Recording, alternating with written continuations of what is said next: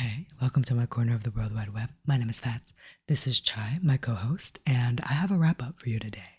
I have not gotten behind a camera and I have not spoken to you for months.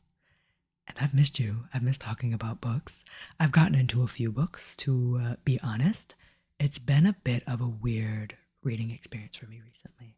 I have struggled to pick up physical books, so most of how I'm feeling and most of what I want to talk about today are going to be audiobooks. I am telling you this because your experience with an audiobook is based so heavily on how the narrator is reading this book. The way that this person is reading this book and the way that you are experiencing this book completely changes how you're going to work through it and how you're going to feel about it. A lot of these were audio. Of course, I didn't take good enough notes to tell you exactly which ones. But just assume that I have, how many books are we getting through today? 19 books. I have 19 books here. Let's just assume that 15 of them were audiobooks. That's what I was doing these past 2 months. It's been weird. It's been horrible. I've been fighting for my life. Let's talk about some books. I will be working through this list in the order in which I read them. They are not ranked in any way. This is just purely the order in which that they were read by me. The very first one that I'm going to talk about is a DNF, though. And that is Helpmeet by Naben Ruthnum. This is a tiny little short story, I would say, or like a novella. It's 100 pages. It's teeny tiny. There are big words on a page. And it is a story of a woman whose husband has this horrible consuming affliction that is eating away at him. And in the face of this affliction, he asks that he dies in his childhood home. So the wife does take it upon herself to drive him across the state to go to upstate and take him to that home. Now, the reason that I picked up this book is one of my favorite themes is this idea of grieving somebody who is still there and making space for this person who you thought you knew, who is changing, grieving a love lost, grieving a life lost, grieving a future lost, and going forward in that. That is why I picked this up. But this book was disgusting. This book was horrible. This was horrifying. This was horrifying. I didn't know the degree that it was a body horror, and it is gross. I couldn't even tell you if the theme represents itself well or if you get that grief well. I don't know if we're experiencing a debilitating sickness or if this man is changing into something else. I can't tell you anything. I don't know what's happening. Because I had to put it down. The body horror is gross. The body horror is disgusting. I could smell these scenes. That is how gross it was. After that, I needed a silly little jolly time. So, of course, the only solution was a smutty, dark romance rewriting of The Little Mermaid. That was balls to the walls ridiculous. This story is A Ship of Bones and Teeth by Karina Hale. Let me just walk you through it. It's the story of Ariel, Little Mermaid. She sees a prince. She gives up her voice and her soul in order to have legs so she can go fall in love. That happens. However, the man that she saw on the seaside, on the beach, turns out to be horribly abusive, and she goes through 10 years of horrible physical abuse. Mind you, in that time, her tongue grows back. She gets her voice back. Which seems ridiculous to me, but honestly not my business. So she gets her voice back. She is suffering through a very physically abusive, emotionally abusive, verbally abusive relationship. And one day, her husband and the crew are on a little trippy trip on the sea, and pirates take over the ship. They take over, and guess what? Our lead pirate, he's tall, he's dark, and his chain hangs low. If you know what I'm saying. And goodness, everybody here is horny. It was raunchy. It was sexual. You have a scene of the man with a mermaid. This does have a lot of plot, a lot of fight scenes, a lot of action, a lot of gore. Now, let me tell you why this was just a fun little romp. This is one of those books that you read because it is ridiculous. From her tongue growing back, from the revenge, from there are torture scenes. There are torture scenes. There are torture scenes. And this woman just kind of rationalizes it away. This book is the most reckless version of Stockholm Syndrome that I've ever heard of in my entire life. Because what do you mean? This was ridiculous. But like I said, there is a plot behind it. There are fight scenes. There is world building. There is character building. A lot of times when you get these dark romances, it's just nudity. This one wasn't just that. There were characters. There was banter. I don't know why they like each other, but there was a plot behind this, kind of. It was ridiculous. Then I wanted to get into some thrillers because my thriller world hasn't been great. What you're going to see in these past 2 months is it doesn't get that great, if I'm going to be perfectly honest. The thriller world stayed a struggle for me. And I read Something in the Water by Catherine Steadman. Now, this is a story of a couple. They go on vacation. Oh no, there's something in the water that they discover and it completely changes their life. And things fall apart from there. That is the entire premise. This book was wretched because our main character is like making decisions based on her Google searches. She is dumb. She is irrational. I don't know how she cannot see consequences in her actions. Her husband seems to be just as dumb. There were twists, but it was like I was so annoyed at the stupidity of our FMC that a twist would happen. And I'm like, this twist is probably here because you're so dumb, you know? I didn't see the ending coming, but by the time I got to the ending, I couldn't care any less about what happened to this female character. I'm going to be so honest. I then got swayed by the popular Tube and Talk book, The Writing Retreat. I saw this one everywhere at one point. And I saw it everywhere, but I could not remember if I saw it everywhere and people were talking highly of it or poorly of it. I'm about to talk poorly of it. This book felt like genre fruitcake. It didn't know what it wanted to do. It didn't know what it wanted to be, but it did everything in a slightly soggy manner. It was thriller. It was romance. It was smutty. It was meta. It was suspense. It was isolation horror. And it was demonic possession, haunting, ghost story. It didn't know what it wanted to do. And I just couldn't get a grasp of what I was enjoying from it, what I wanted from it, how I wanted it to go. I wasn't enjoying this book. And essentially it follows a woman who idolizes another author. This author has a whole bunch of other authors come in to write. And every night they have to submit a certain number of words. And the author woman that's so good and so great, like, mentors them. And if you do so great and you're the best, you will be published under her name and go on tour with her. You can see an aspect of the ending miles away. Even me just telling you the premise, I'm sure you can see the nefarious dealings coming out of author lady, the big author lady, right? I'm sure you can see that. Now add in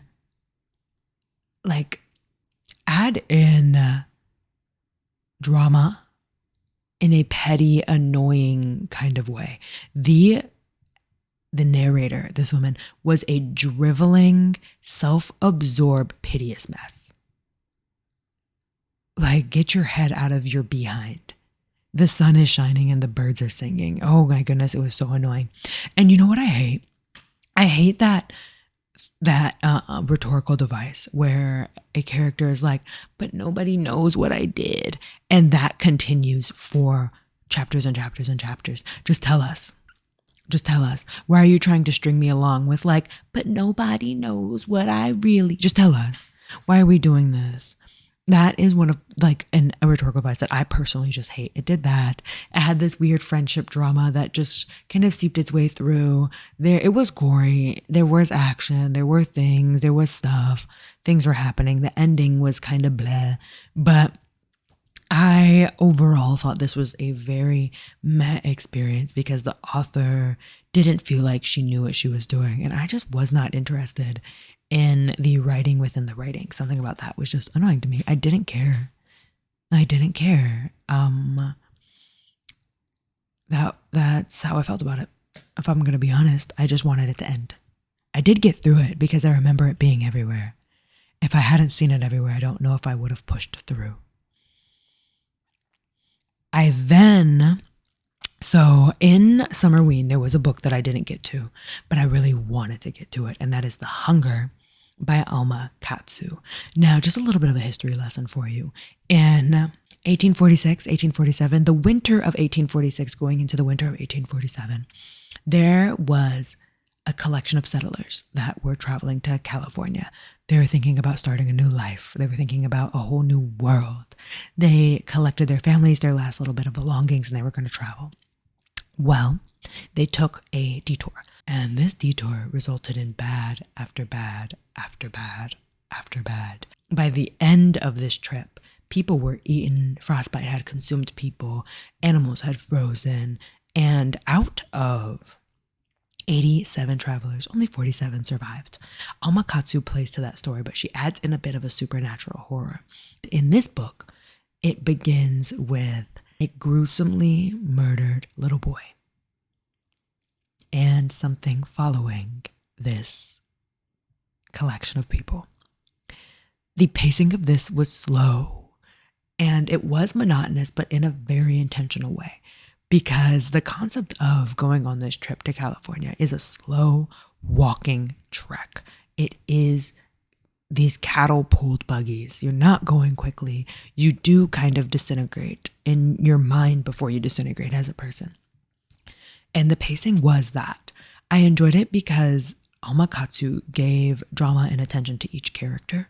So more than just a supernatural element, you were experiencing these characters coming at each other, the distrust that comes with this type of trip, the mental fatigue that comes with this type of trip. But again, it is this slow disintegration, and it was not meant to be a fast book. And I think a lot of the negative reviews that I saw about it were because of the pacing. It can't be fast. They can't sprint to California. It is slow. It is worrying. It is more tense and frightening and anxiety driven than it is a horrifying action-packed sprint to the end. That's impossible. But you do get these characters, and you do get this sort of descent into madness from each that was just so much fun, and I enjoyed it. This was a good book. After the past couple, it was nice to come into that one. And then I immediately went into another disappointing book, and I read Evocation by S.T. Gibson. S.T. Gibson is the absolutely talented author that wrote Dowry of Blood, and I loved the writing of Dowry of Blood. I think where this went wrong is Dowry of Blood was so beautifully done because of the tone and the character that S.T. Gibson was taking on. The voice that S.T. Gibson was writing in, it was poetic, and it was beautiful, and it was deranged, and it was hurt, and it was grieving, and it was angry, and it was sad. And the character that we got in that book, the tone that we got was beautiful. This one wasn't that. This was a poorly done polyamorous relationship with a little sprinkling of like possession and magic. I wasn't into this for a couple of reasons. And the concept of the polyamory itself, it felt like it was a partner cheating on another partner, and the partner who had been cheated on accepting that event. It wasn't like, oh, let's have this discussion, let's move forward. The partner who had been cheated on was definitely more in the category of, oh, I expected this to happen, and I honestly can't see you ever getting away from this person. And I wanted so much more for the partner that had been cheated on. I know it was wrapped in this, we care for each other and all of these things, but that wasn't it at all. I didn't like how this was presented. I didn't really like the characters. I don't see why they liked each other. The two that the cheating technically happened with, I don't see why they like each other at all. That was toxic. I didn't see any part of this love that everybody had for each other. I was told about the love, and I was told about the attraction. I was told about this intimacy, but I didn't believe it for some reason. And like I said, the magical elements were woven in, and I do know these people had magic, and I do know all these things were happening, but for some reason, it didn't hit, and it felt very background to what was happening, which is probably the intention.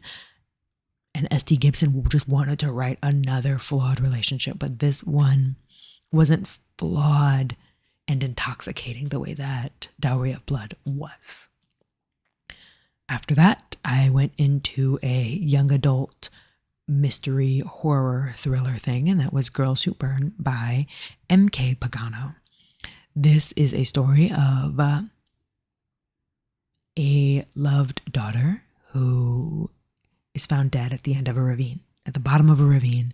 A sister who said some hurtful words in those last moments and can't get that out of her head and makes it her goal to avenge her sister's death because they write it off as a suicide. The sister knows that it's not a suicide. Her sister wouldn't do that. She was going to school. But as the living sister is investigating and interrogating and trying to get to the bottom of things, you do get a little bit of a second chance romance in there. That does happen. There is a little bit of that second chance enemies-ish romance. The twist at the end, the big reveal, I would just like to say the sheer amount of cheating and infidelity that this story was built upon does feel a little bit wild to me. It does feel a little bit wild to me, and I don't know why we were doing that. I didn't enjoy it. But again, I feel like if I were the age range that this book was intended for, I would have been on the edge of my seat. Like, oh my gosh, another cheating, another infidelity. Oh my goodness. My big grown age, it was just kind of like, my goodness, what is going on in this neighborhood? My goodness. It felt like the author was writing from a place of hurt. Like, who cheated on you recently? That's what it felt like. After that, I did get wrapped up in a little bit of YouTube hype, a little bit of the booktube hype in the alien smut realm. And I read Ice Planet Barbarians. I read the first 2 books. I don't need to read any more ever again. Let me tell you what happens. So, you open up a character. She's abducted by these horrible aliens. And these horrible aliens are awful. They're awful. But in a freak accident, they crash land on this icy island. So the aliens who had abducted them, they cart off. And their cargo, which are these human women, fall to the icy planet, right? So the evil aliens are gone. Women are just there. They're injured. They're hungry. They're starving. They're cold. So they go, hey, you're not that injured. You go out there and you please find us some water, find us some food, see if you can find help. The nominated woman is like, don't you guys worry. You only have like 5 days of food left. I've got you. I'm going to go out there. She goes out. She's exploring. She realizes that this isn't Earth. There's multiple suns, multiple moons. It's icy out here. There are monsters out here.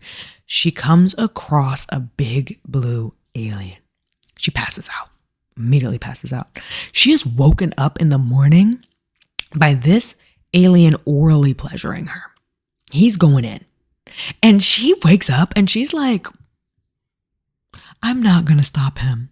Literally in her mind, she goes, I feel like I lucked out because I found an alien that just wants to pleasure me rather than kill and eat me. She lets that alien do what he do. He do what he do. And then afterwards, she's like, thank you very much. This is so great. And then they just have a sexcapade for the next couple of days, right? There comes a day where the alien guy is out hunting and he finds another human.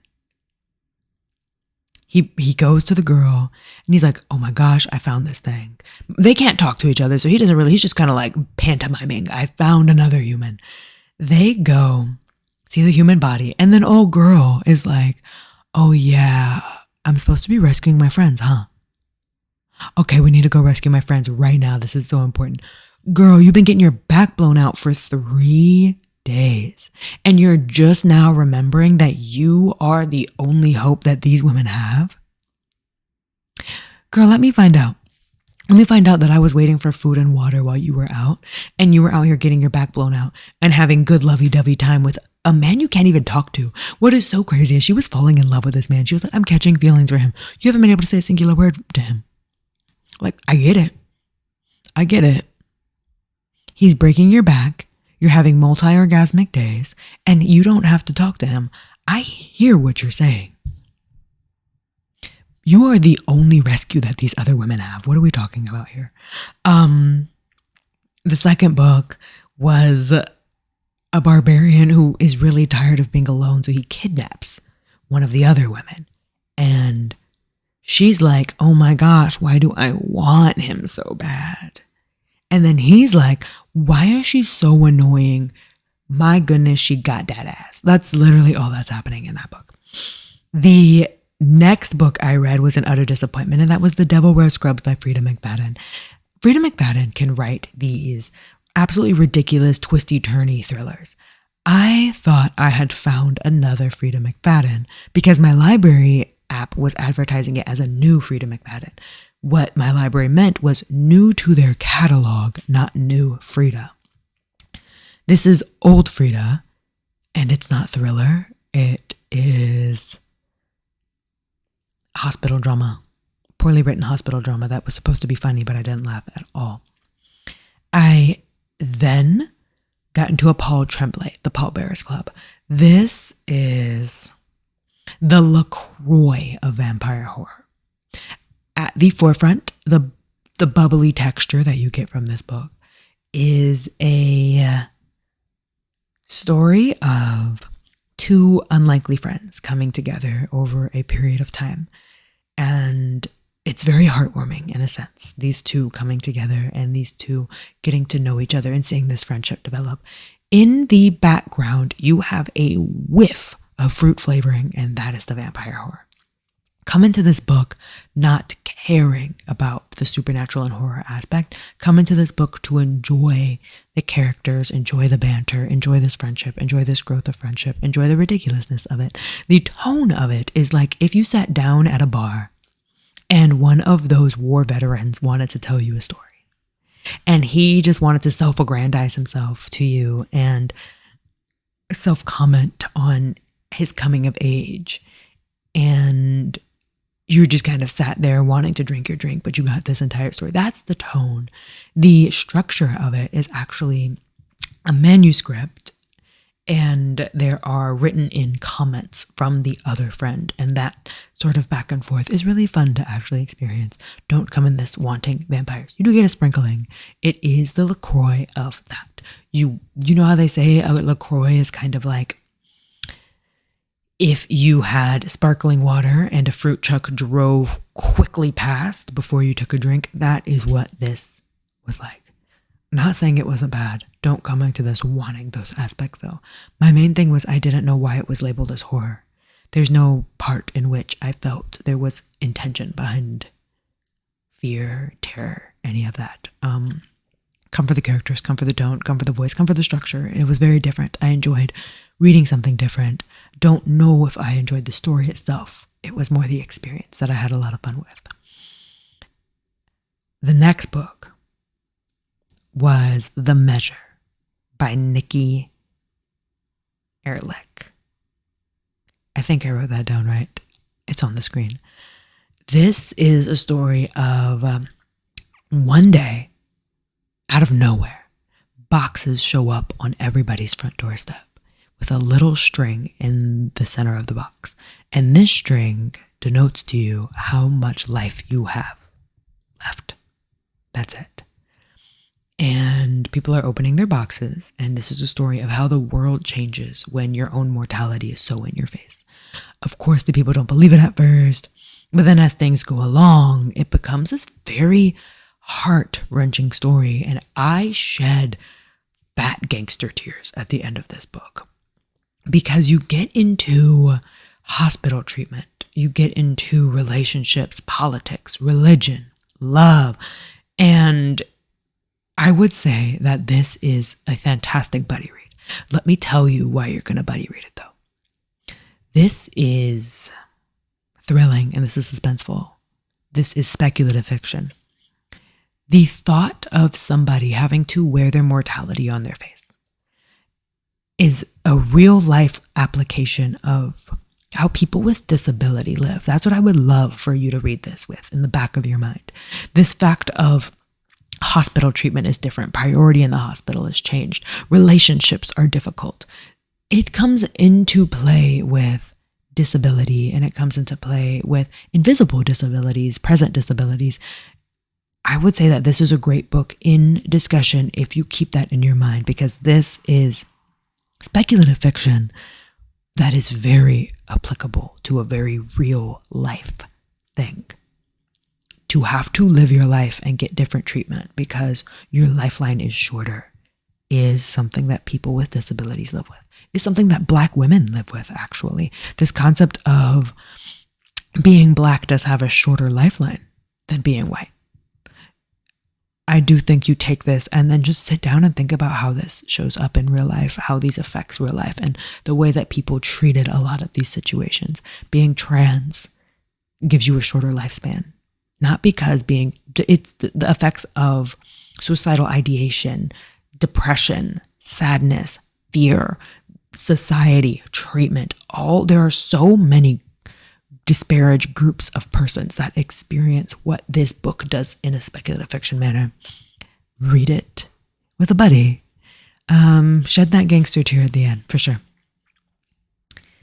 I read a collection of poetry, I Do Everything I'm Told by Megan Fernandes. This was a book of contradictions in the best kind of way. It was a book of disobedience, worship, longing, possessiveness, rights, wrongs, growth, retraction, defining yourself, femininity, masculinity. It did a lot in like the best kind of way. I really enjoyed it. Next, I started reading Normal People by Sally Rooney. I am working through all of the Sally Rooneys because I want to do a chatty video about it. But what I will say about Normal People in itself is I see the appeal. I do see the appeal to Sally Rooney. And that is all I'm going to say about her up front. I would like to save most of my thoughts for that chatty video because I'm working really hard to watch all of these interviews and take in all of these articles so that I can actually provide a really informational video about Rooney herself and her collection of work. So keep your eye out for that. It's taking me a minute because I have to wait on hold for a lot of them, but I did purchase Intermezzo, so I will also be talking about her new book in that chatty video as well. Yeah, I think that's all I'm going to say. That's all I'm going to say about it.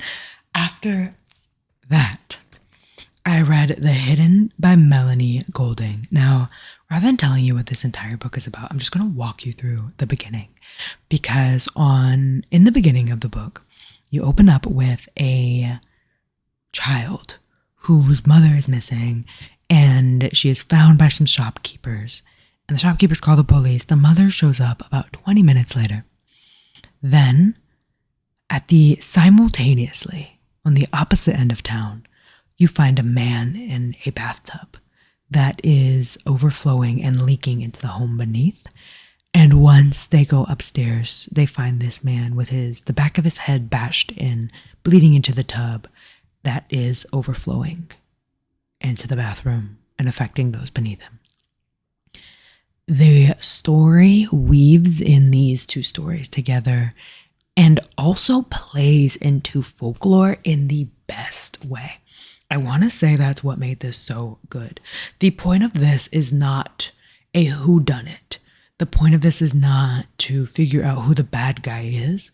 It is more of a edge of your seat, what is going to happen next. Don't try to put together the pieces. This book was me trying to figure out what was real, who to trust, what was going to happen next, who can you turn to. That is what I felt in this book. But it wasn't like, oh, who is this bad guy? Let me get the background on the bad guy. You do get answers, but that is not what you're reading it for. You're reading it for the experience of the what is going to happen next, and are we going to make it out of this? What is real?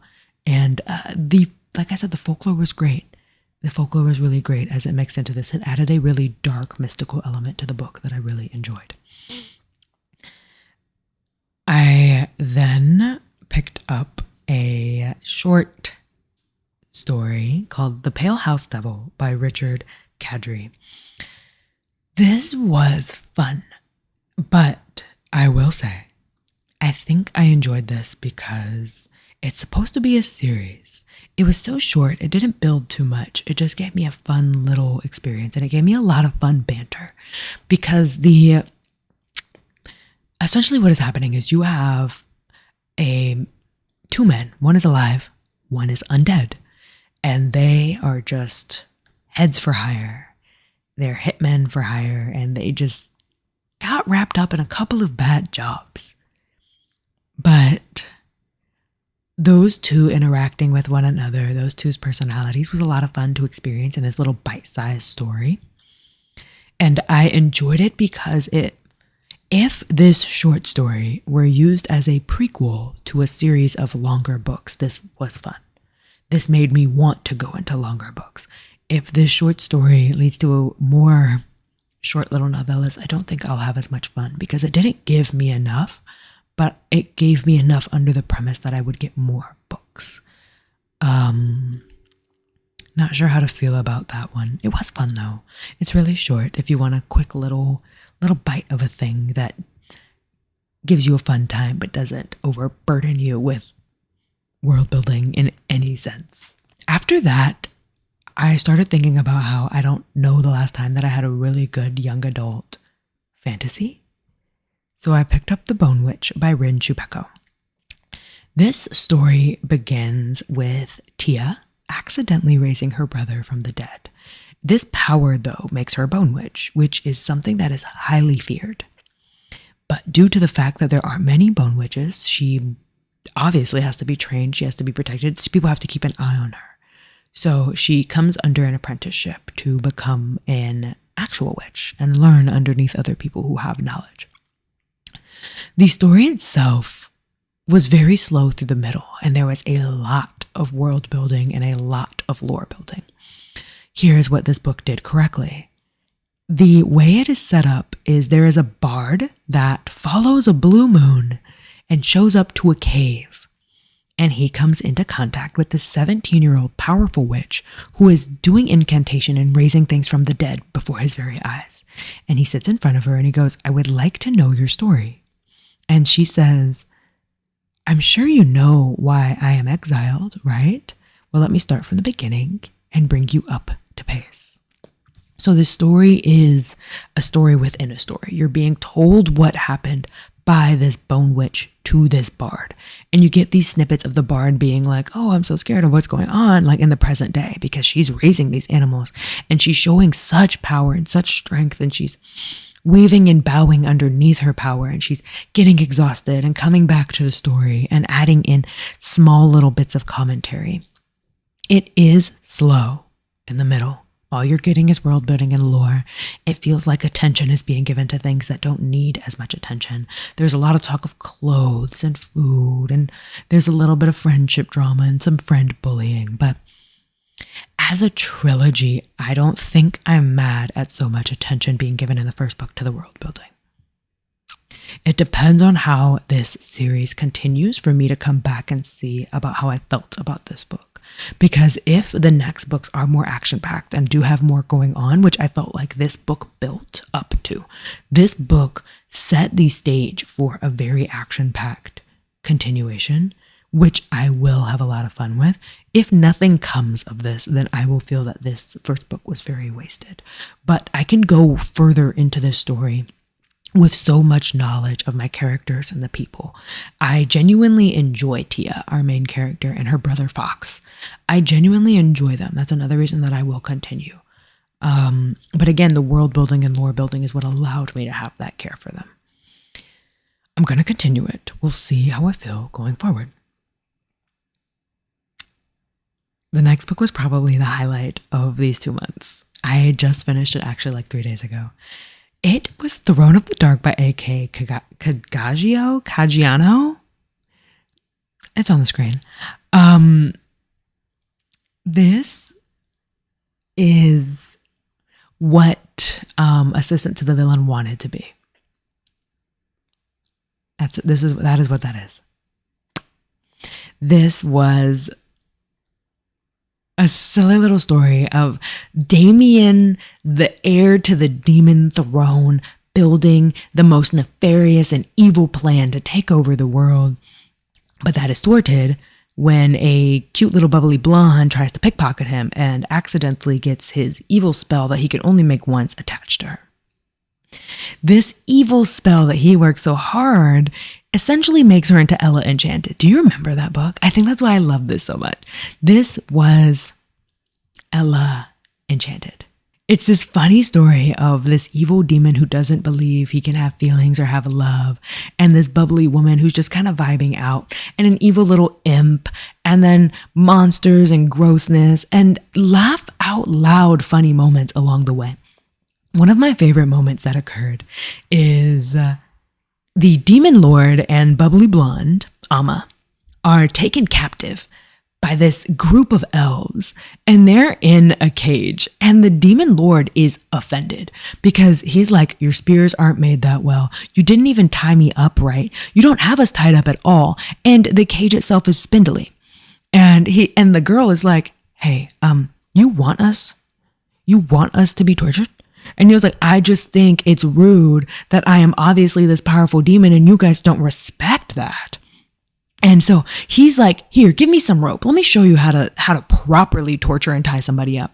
And he starts tying up Alma, and he's talking to the elves, and he's like, you see this? If you have her hands in front of her, she could possibly run away. Don't do that. Put her hands behind her. Pin her up right here. And so he's like, you see this? This is how you properly chain somebody up so you can torture them. Meanwhile, Alma's there like, oh my gosh. Oh. She is weak at the knees. Meanwhile, he's like, you guys are going to torture me properly because this is disrespectful. I'm a blood mage. I am the most dangerous person out here. And you think you're going to hold me back? And then Alma's like, my hand's over here. Oh, do you need to tie it tighter? Alma, you're me. You're a whole lot of me, Alma. Yes. This wasn't smutty. There was a lot of pining, a lot of dirty thinking, but there was no live action smut. It was a lot of people being like, oh, but like I said, she's Ella Enchanted, and our blood mage, he cares about consent. Love that. I love a morally gray man with a little bit of morals. Yeah, go murder somebody, but care about my feelings. It's so cute. What I like about this so far is, like I said, I laughed, bodily laughed, as they're going on their little trek and like getting to know each other. It was so cute. Lots of fun. This was a whole lot of fun. This one is also a trilogy. I can see myself continuing for the fun aspect of things. Not because I care about the plot or even know what's going on that much. I don't really care. I was just enjoying the characters we met along the way and the cute little comments, the banter, the arguments, him being so confused. He was like, oh my gosh, you're thoughtful. Why are you thoughtful? And she was like, Cute. Loved it. Lots of fun. The last book that I finished was The Push. I didn't know what this book wanted to be. I didn't know if it was thriller, psychological drama, suspense, period, like a discussion of social issues, because essentially it's a story of a mother who thinks her daughter is just a little bit not quite right.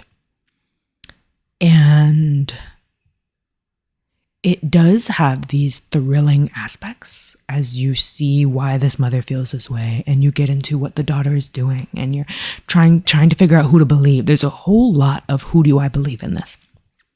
I felt like the center of the book took ages. Oh my goodness, the center of this book took ages to get through. But there were these randomly heartwarming moments.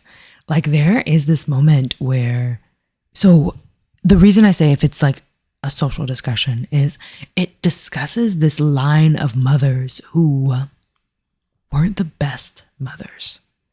And there's a scene where one mom is talking to her daughter and she's saying, I don't want you to be anything like me, but I have no idea how to teach you to be anything but me. The only knowledge I have would make you into another me, and that is the last thing that I want.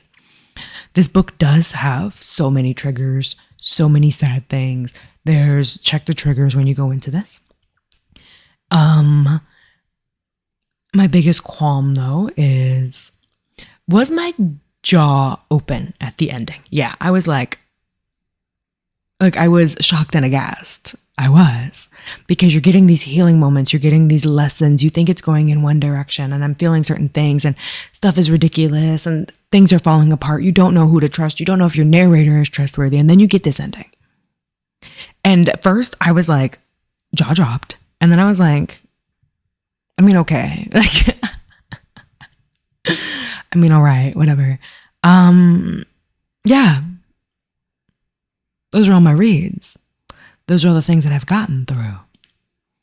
The next video that you're going to get from me is going to be a TBR. It's going to be a TBR and some channel plans because I have a lot planned for this channel in the next quarter. One of those, is the Sally Rooney video. So I've got a few things that I'm interested in, but when I grab the books from the library is when I'm going to sit down and talk to you about that. Please let me know if you've read anything good. Please leave me any recommendations. Please talk to me. Please tell me that I have bad opinions. Please tell me how you're doing. I'll talk to you next time. Please like and subscribe if you, enjoy hanging out.